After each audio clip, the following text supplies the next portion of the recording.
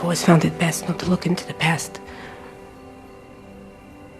Welcome to Watch Mojo, and today we're looking at Disney's most baffling and contentious decisions of recent years, artistic and otherwise. Minor spoilers to come. Come with me, P13. I'd like to show you something. Jimmy Kimmel's suspension, Jimmy Kimmel Live. The most anticipated monologue in late night in years. Maybe we should change? Yeah. Now, this was really unexpected. In the wake of Charlie Kirk's assassination, Jimmy Kimmel made a tame joke about President Trump's lack of true mourning for his supposed friend. As a result, FCC Chairman Brendan Carr made threatening remarks to the Disney-owned ABC to punish Kimmel. ABC then announced Jimmy Kimmel's show would be suspended indefinitely. The result was a wave of public outrage and boycotting of Disney properties, including Disney Plus and Hulu.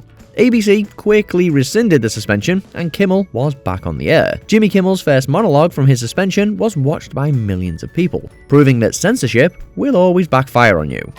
I'm not sure who had a weirder 48 hours, me or the CEO of Tylenol. Lack of marketing, strange world. It was exactly what I needed to be. Something strong that lasts. Disney has long been criticized for its endless remakes at the expense of creating original films. The adventure film Strange World, about a group of explorers, should have been a welcome change from Disney's uninspiring lineup. We say should because most people didn't even know it existed. How did you even end up down here? Through ingenuity and sheer tenacity. Despite good critical reviews, the film was a box office bomb due to low attendance. The bare-bones marketing, with just a couple of trailers and featurettes, was undoubtedly part of the problem. Strange World performed better on streaming, suggesting that it could have done well at the box office if Disney had gotten the word out. It's a strange world after all. Whoa. Shutting down Blue Sky Studios.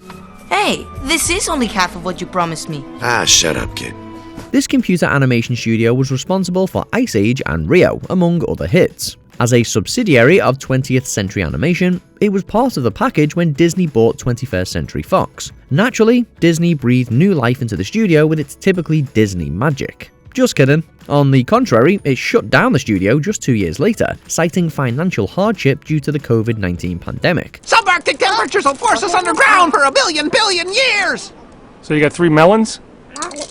It also cancelled all future projects, including a film adaptation of the popular webcomic Nimona, which would find a home elsewhere. It's a slimy move on Disney's part.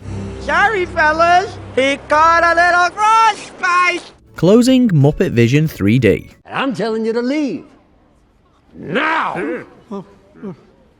In late 2024, Disney announced the permanent closure of the attraction Muppet Vision 3D to make way for the Monsters Inc. themed area. A very popular attraction among theme park aficionados, Muppet Vision 3D was also one of the last projects Jim Henson was involved in before he passed away. Muppet Vision 3D closed down for good over the weekend after 34 years. Disney did say they were going to film and preserve the show before it closed for good. Still, the announcement was heavily criticized by heartbroken Muppet fans. We hope the Monsters Inc. attraction would be worth it, but it's clear the Muppets' popularity still endures. Don't worry, Muppets fans, they will be part of the new rethemed rock and roller coaster ride. Oh. Gal Gadot as the evil queen, Snow White. You, my queen, are fairest of all. Disney's bad decisions, alas, extend to its original raison d'etre. This remake of their game-changing classic, the first cel animated feature-length film, has been plagued with controversy from the start. The move to replace the actors with CGI dwarves, who are never actually called dwarves, was particularly a doozy. Absolute objection. Noted.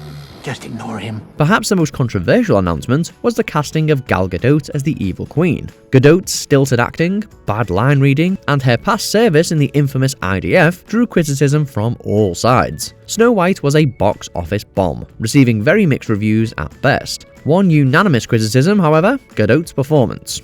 Tell me, are you against me too?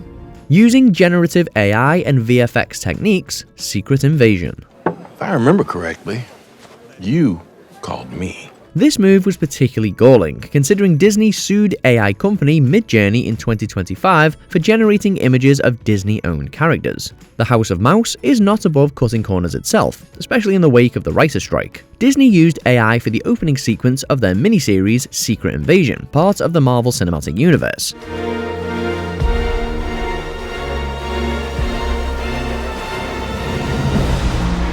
Disney and Marvel also scanned images of background actors for use in AI, without those actors' permission and without payment. Then there is the ickiness of Disney using the late James Earl Jones' voice for use in future projects through generative AI. This is low for Disney. Kenobi is all that matters now. Is that understood? Disney Plus releases and charging extra for Premier Access. What's it like to have Premier Access to the biggest Disney Plus blockbuster movie events? The COVID-19 pandemic hit us all hard. Disney, for its part, was determined to make it even harder. During this time, the company offered certain movies still in theaters to watch on its platform for an extra fee, along with a regular subscription. This was a whopping $29.99 in the US. You can even download it. Each order is a one-time fee to watch one film. The first movie to join Premier Access was the live-action Mulan, followed by Raya and the Last Dragon, Cruella, and Black Widow. For releasing the latter on streaming, actress Scarlett Johansson sued Disney for breach of contract in not having an exclusive theatrical release. Disney has always been noted for its greed, but this is something else. We stole the key to unlocking free will. Firing James Gunn, Guardians of the Galaxy Volume 3. And I imagine there was maybe a point where you mourned it and buried it and were like, Totally. I'm not coming back to this. In 2018, conservative commentators began circulating old offensive tweets made by director James Gunn after Gunn publicly criticized Trump. In response, Disney fired him as the director for the upcoming Guardians of the Galaxy Volume 3. Gunn expressed his contrition over his posts, and his firing led to an outpouring of support from directors, actors, journalists, and artists alike. And listen, I wasn't sure I was going to come back when it was offered to me. I had to think about it, but the thing that made me come back was, of course, my cast who have supported me so much throughout all of this. He was then hired, however, as director for Warner Bros.' The Suicide Squad. In 2019, Gunn was reinstated as director, and the third Guardians finally released in 2023. Gunn moved from Marvel to DC, however. Ugh, what a mess. Well, I guess we'll die trying. What is dying trying going to accomplish? Star Wars Galactic Starcruiser's poor experience for high prices.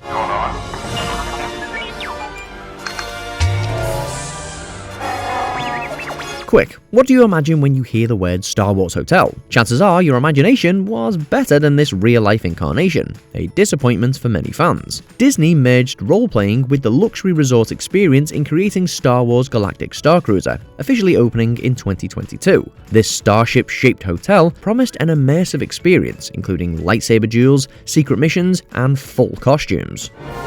Live your Star Wars story in a new 2-night adventure. What some got were app glitches, one storyline, and tiny windowless rooms that cost $4,800 for 2 people. After 2 years, Disney closed the hotel for good and was already planning to convert the building to a second office space for their theme park projects in early 2025. Some things are better off left to the imagination. Chewie.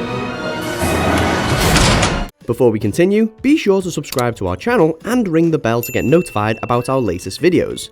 You have the option to be notified for occasional videos or all of them. If you're on your phone, make sure you go into your settings and switch on notifications. Filming in Xinjiang, Mulan. Who is responsible? Criticism of this live-action remake has been rife. By far the worst, however, has been against Disney filming some scenes in the Xinjiang region of China. There, the Chinese government held native Uyghurs and other Muslims in forced labor internment camps, claiming the policy as part of its counter-terrorism strategy in the wake of the 9/11 attacks. My father once said, "There is no courage without fear." So?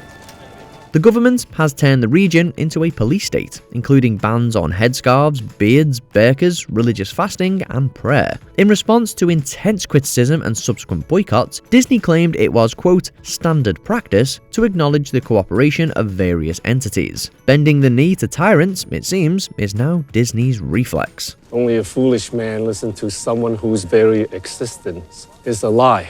So, which other decision from Disney do you know caused a storm of controversy? Let us know in the comments down below.